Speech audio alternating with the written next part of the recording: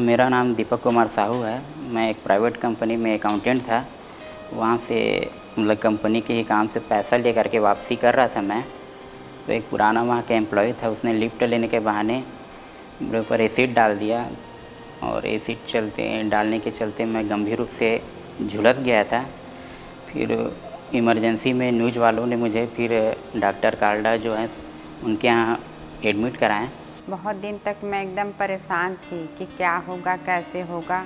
और मेरा मतलब 65% पूरा मैं जल ही चुका था और उसके चलते मेरे दोनों आँखें भी पूरी चले गए।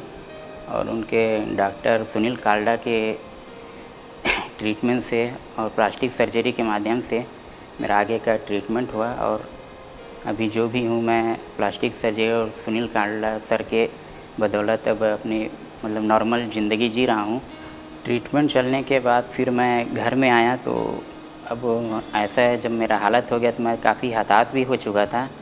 लेकिन मैं डॉक्टर साहब के हौसला और अपने मम्मी भाई पापा इनके हौसला से नॉर्मल हो पाया और आगे ज़िंदगी जीने का मुझे एक ताकत मिला।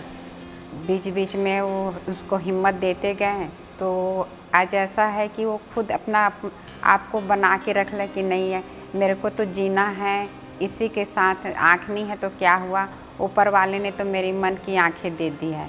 भले ही आँखें चले गई लेकिन मैं अकेला थोड़ी ना हूँ कि मेरे आँखें और भी कितनों हैं। तो मैंने ये सोचा कि अब मुझे आगे अपनी नॉर्मल ज़िंदगी जीनी है।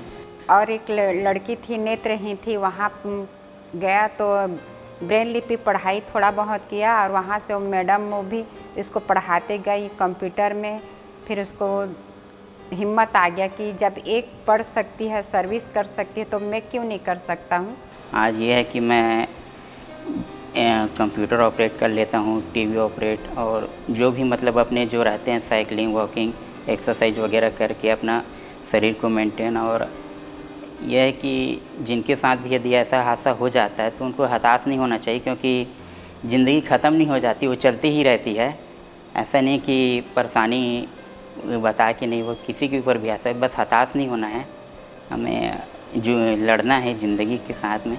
मेरे को उठाएंगे, मम्मी उठो टाइम हो गया, बल्कि फिर मैं उठती हूँ, फिर दोनों माँ बेटे बैठ के चाय पियेंगे, बातचीत करेंगे। फिर उसके बाद में अपनी जो है अपनी पढ़ाई लिखाई कंप्यूटर में करते रहता है। प्लास्टिक सर्जरी की बदौलत मैं इतना है कि नॉर्मल अब अपने लाइफ जी रहा हूँ।